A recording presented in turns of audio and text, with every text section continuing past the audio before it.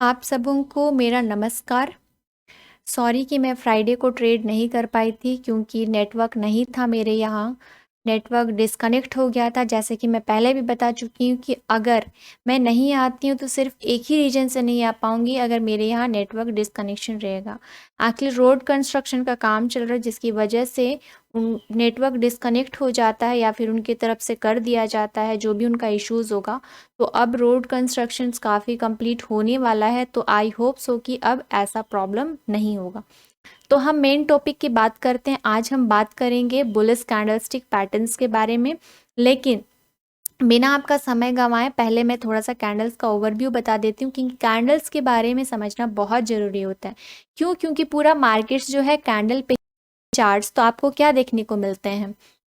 Candles. कोई भी आप चार्ट ओपन कर लो, कहीं का भी, पूरा दुनिया का कोई भी चार्ट ओपन कर लो, आपको सबसे पहले देखने को क्या मिलता है? कैंडल्स।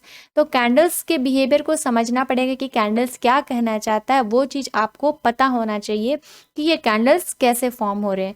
तो इसके पहले भी मैंने मूड्स ऑफ कैंडल के ऊपर एक वीडियो बनाया, तो प्लीज़ उसको एक बार ज़रूर से देखिएगा। सारा प्लेलिस्ट आप चेक कीजिए, सारे में मैंने अलग अलग तरह की वीडियोस अपलोड करें। तो इसका अगर आपको और अच्छे से समझना है कैंडल्स कैसे बनते हैं, तो उसका आप प्लीज़ कैंडल्स का जो मूड्स वाला वीडियो है वो ज़रूर देखिएगा। अभी फ़िलहाल मैं ओवरव्यू दे देती हूँ कि किस तरह से ये कैंडल्स फॉर्म होते हैं। देखिए ये 5 मिनट का कैंडल, तो 5 मिनट, उस 5 मिनट में क्या हुआ? कैंडल ओपन हुआ यहाँ पे, क्लोज हुआ यहाँ पे। मतलब अगर हाई प्राइस में ओपन होकर के लोअर प्राइस पे अगर क्लोजिंग देता है तो वो रेड कैंडल का फॉर्मेशन होता है। और ये कैंडल का हाई है, उस टाइम पीरियड में सबसे ज़्यादा प्राइस जिस जिस प्राइस पे गया था वो ये है, और सबसे जो लोअर प्राइस था उस टाइम पीरियड में वो ये था। ओपन हुआ यहाँ, क्लोजिंग हुआ यहाँ। इस तरह से कैंडल्स फॉर्म होते हैं। सारे कैंडल्स की वही कहानी है। लेकिन जब कैंडल ऊपर वाले प्राइस में ओपन होगा और नीचे वाले प्राइस में अगर क्लोज होगा, देन वो रेड कैंडल का फॉर्मेशन करेगा। और जब कैंडल नीचे वाले प्राइसेस से ओपन हो करके ऊपर वाले प्राइसेस पे क्लोजिंग देगा, तब ग्रीन कैंडल का फॉर्मेशन होता है। तो इस तरह से आप कैंडल की फॉर्मेशन को समझ सकते हैं, जो कि बहुत सिंपल है, इसमें कोई रॉकेट साइंस नहीं है।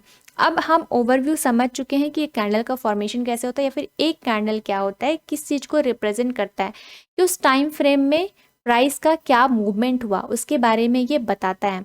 तो आज हम बात करने वाले हैं 12 बुलिश कैंडलस्टिक पैटर्न्स के बारे में। ये पार्ट 1 होगा, और पार्ट 2 में मैं बताऊंगी 12 बियरिश कैंडलस्टिक पैटर्न्स के बारे में, लॉजिक के साथ में। इसके पीछे साइकोलॉजी क्या है? साइकोलॉजी बहुत सिंपल सा है। 3 बेसिक रूल हैं। पहला, मार्केट फॉलिंग होना चाहिए, ठीक है। दूसरा, सपोर्ट बनाने की कोशिश करना चाहिए, या फिर आप जैसे कि पाइवट पॉइंट स्टैंडर्ड मैंने यहाँ पे लिया हुआ है, तो ये आप यूज़ कर सकते हैं, या फिर जिस तरह से भी आप सपोर्ट रेजिस्टेंस फाइंड करना चाहें उस तरह से आप फाइंड आउट कर सकते हो। तो यहाँ पे मार्केट ने क्या किया? पहले R2 के ऊपर ओपन हुआ, सस्टेन नहीं कर पाया, डाउन आ गया। डाउन आने के बाद R1 पे थोड़ा संभलने की कोशिश करी, बट फिर से ये ब्रेक डाउन हो गया और फिर पाइवट के पास आ गया। अब पाइवट के पास इसने फॉल्स ब्रेक डाउन दिया। देखिए यहाँ पे फॉल्स ब्रेक डाउन दिया। फॉल्स ब्रेक डाउन देने के बाद फिर यहाँ पे देखिए एक कैंडलस्टिक पैटर्न फॉर्म हुआ है, जो कि आपका होमवर्क रहेगा मुझे कमेंट करना कि क्या कैंडलस्टिक फॉर्म हुआ है, यहाँ पे कौन सा कैंडलस्टिक पैटर्न है, ये आप मुझे कमेंट करके बताएंगे, ठीक है। अब देखिए ये हमें क्या बेसिक रूल मैंने क्या बताया कि पहला, मार्केट फॉलिंग होना चाहिए। दूसरा, जब ये कैंडलस्टिक, कोई भी बुलिश कैंडलस्टिक फॉर्म हो, उससे पहले एक बियर कैंडल होना चाहिए। तीसरा, वहाँ पे कोई सपोर्ट होना चाहिए। ये 3 चीज़ें, जितने भी कैंडलस्टिक पैटर्न्स आप देखो, सारी चीज़ों में ये 3 चीज़ें आपको देखना ही देखना है। ये 3 चीज़ें फुलफिल होंगी, देन फिर आप बुलिश कैंडलस्टिक पैटर्न को आइडेंटिफाई कर सकते हो कि हाँ यहाँ पे इस तरह का बुलिश कैंडलस्टिक पैटर्न्स बन रहे। देखिए ये ना बेसिक है। धीरे धीरे आने वाले टाइम में मैं मार्केट का एक एक चीज़ आपके सामने रखूँगी, तो आपको मार्केट को समझना बहुत आसान हो जाएगा। लेकिन धीरे धीरे करके पहले बेसिक समझाना ज़रूरी है, क्योंकि ये सारे चीज़ें जो है वो बेसिक्स में आते हैं। तो अगर बेसिक्स ही क्लियर नहीं रहेगा तो मैं कितना भी ऊपर हाई लेवल का चीज़ बता दूँ वो आपको समझ में नहीं आएगा। तो धीरे धीरे बेसिक क्लियर करते हैं, उसके बाद फिर जब का बेसिक क्लियर हो जाएगा देन हम एडवांस की ओर चलेंगे। देखिए धीरे धीरे करके सीखना, एक बार में हम सारा कुछ नहीं सीख पाएंगे, तो धीरे धीरे करके थोड़ा थोड़ा करके सीखेंगे। अब देखते हैं वो जो 12 कैंडलस्टिक पैटर्न है वो कौन कौन से हैं, ठीक है। ऐसे बेसिक सारे ट्रेडर्स क्या बोलते हैं कि जब इस तरह का कैंडल्स बनता है तो एंट्री और एसएल कैसे लगाया जाता है वो भी इंपॉर्टेंट होता है, ठीक है। तो जनरली सारे लोग क्या बोलते हैं, जब ये कैंडल फॉर्मेशन हो तो ये जो कैंडल है उसके थोड़ा नीचे एसएल होना चाहिए और कैंडल के हाई के ऊपर एंट्री होनी चाहिए। जनरली ऐसा सारे ट्रेडर्स लोग बोलते हैं, लेकिन मेरा कॉन्सेप्ट थोड़ा सा डिफरेंट है, मैं थोड़ा सा डिफरेंट करती हूँ, वो मैं लास्ट में बताऊंगी। पहले हम चेक कर लेते हैं कि कौन कौन से हमारे पूरे 12 कैंडलस्टिक पैटर्न है। सबसे पहला है हैमर पैटर्न। हैमर पैटर्न बिल्कुल इस तरह का दिखेगा, ये पिक्चर परफेक्ट फोटो है। तो मार्केट में हो सकता है कि पिक्चर परफेक्ट फोटो देखने को नहीं मिले, थोड़ा ऊपर नीचे हो सकता है, जैसे कि थोड़ा सा ऊपर में शेडो आ जाए, थोड़ा सा ये ज़्यादा लंबा है तो थोड़ा सा छोटा हो जाए, फिर थोड़ा ज़्यादा लंबा हो जाए, इस तरह से आपको देखने को मिल सकता है। दोनों का कलर कुछ भी हो सकता है, या तो रेड या तो ग्रीन हो सकता है, कलर मैटर यहाँ पे नहीं करेगा। ये हमारा बन गया hammer pattern. Dragon fly doji. Dragon fly doji किस तरह का होगा, जिसका ओपनिंग और क्लोजिंग प्राइस बिल्कुल एक जगह पे होगा, बिल्कुल इस तरह का कुछ दिखेगा और नीचे में शैडो बहुत लंबा होगा, ठीक है। उसके बाद तीसरा है इन्वर्टेड हैमर। इन्वर्टेड हैमर बिल्कुल इस तरह का दिखेगा, कलर कुछ भी हो सकता है, ग्रीन या रेड कुछ भी हो सकता है, ऊपर में इसका जो शैडो है काफ़ी लंबा होगा। इस तरह से ओपनिंग क्लोजिंग प्राइस आपको देखने को मिलेंगे।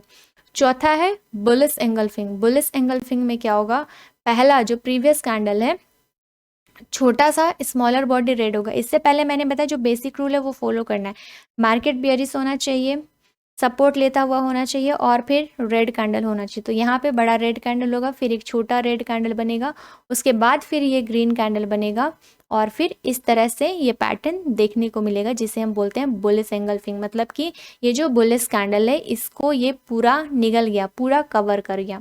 नेक्स्ट है मॉर्निंग स्टार। मॉर्निंग स्टार कुछ इस तरह का दिखेगा, रेड कैंडल, फिर एक ये बियरिश कैंडल सेम भी हो सकता है, उसके बाद एक छोटा डोजी, उसके बाद फिर बुलिश कैंडल। ये पूरा मॉर्निंग स्टार पैटर्न कहलाता है। देखिए नाम में कुछ नहीं रखा है, आपको पैटर्न्स भी अगर आप दिमाग में रखते हो तो वो भी बहुत है।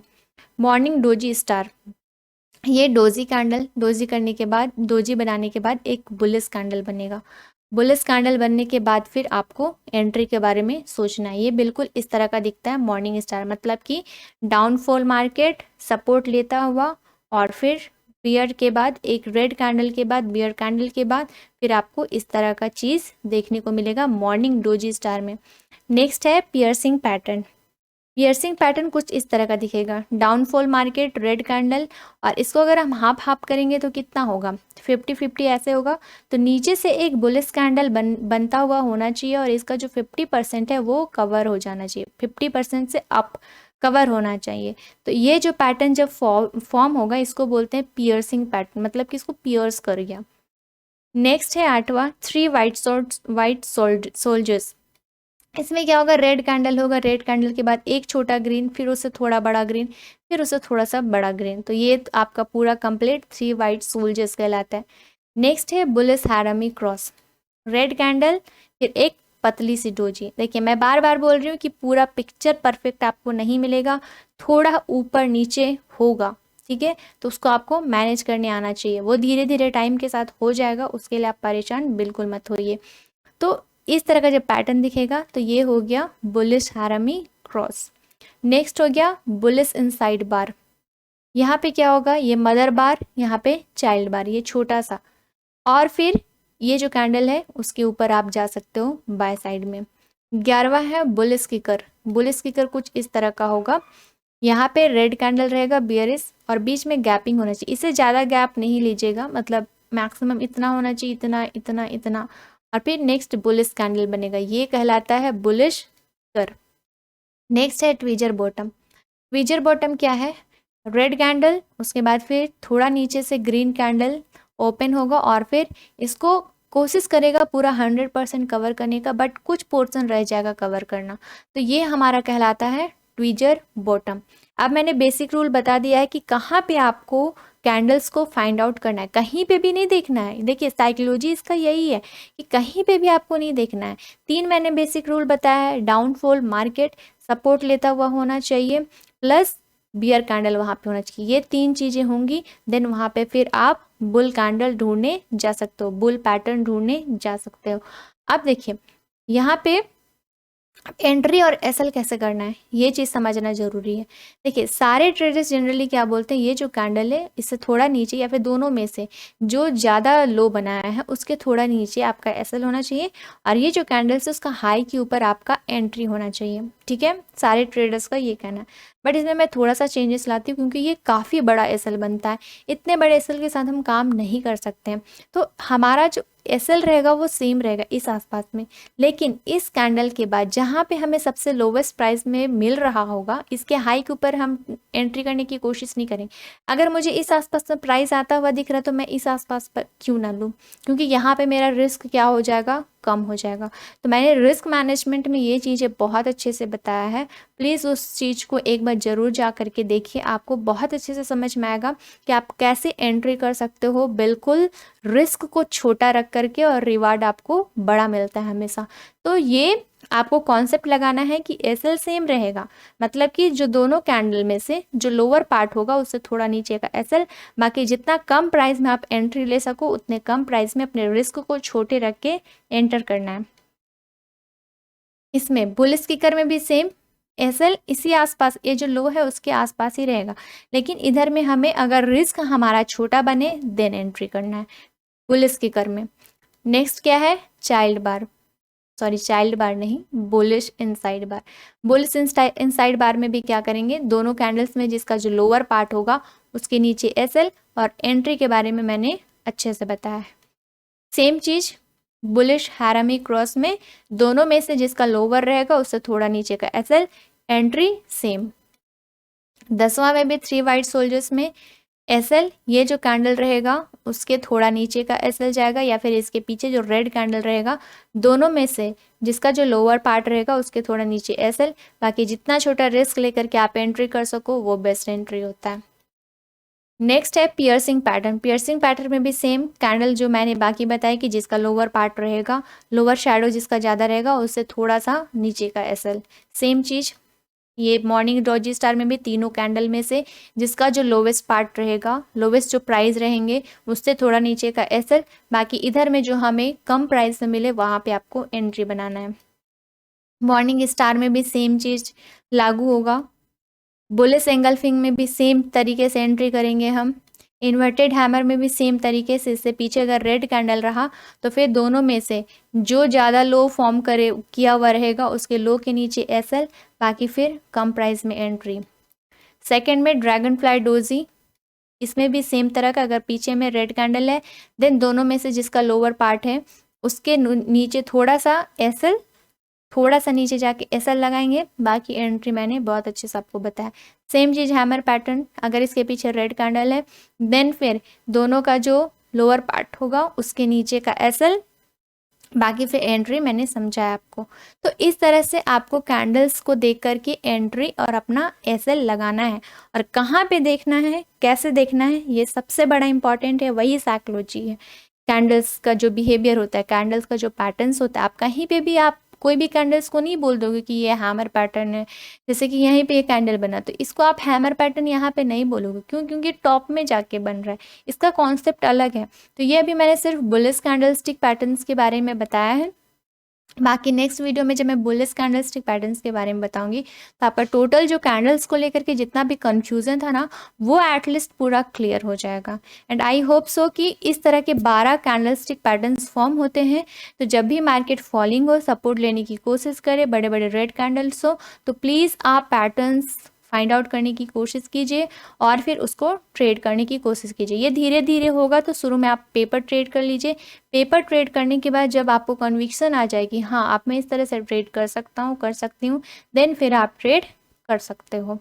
तो और बाकी जितना भी जो कन्फ्यूज़न रहेगा वो कमेंट कर दीजिएगा, या फिर लाइव ट्रेड में मुझे ज्वाइन कीजिएगा, ताकि मैं लाइव आपको बता पाऊँ कि यहाँ पे एक्चुअली क्या होता है ना, कि जैसे कि वीडियो में बहुत सारी चीज़ समझ में आ जाता है, फिर इसको अगर आप लाइव मार्केट में अप्लाई करने जाओ तो फिर लाइव मार्केट में क्या होता है, समझ में नहीं आता है कि कहाँ पे कौन सा कैंडल बन रहा है, किस तरह का पैटर्न्स बन रहा है, वो चीज़ हमें समझ में नहीं आता। तो अगर इस तरह के कन्फ्यूज़न आपको होते हैं तो प्लीज़ मुझे लाइव ट्रेड में ज्वाइन कीजिए, वहाँ पर मैं लाइव बताती हूँ कि आप किस तरह से चीज़ों को पहचान सकते हो, किस तरह से चीज़ों को फाइंड आउट कर सकते हो।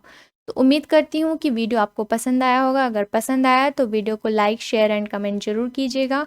और इसी तरह के वीडियोस अगर आप चाहते हैं तो मेरे चैनल को सब्सक्राइब करके बेल नोटिफिकेशन ऑल को ऑन कर सकते हो, ताकि जब भी मैं कोई नया वीडियो अपलोड करूं या फिर लाइव स्ट्रीम ऑन करूं देन आपके मोबाइल पे नोटिफिकेशन चला जाए।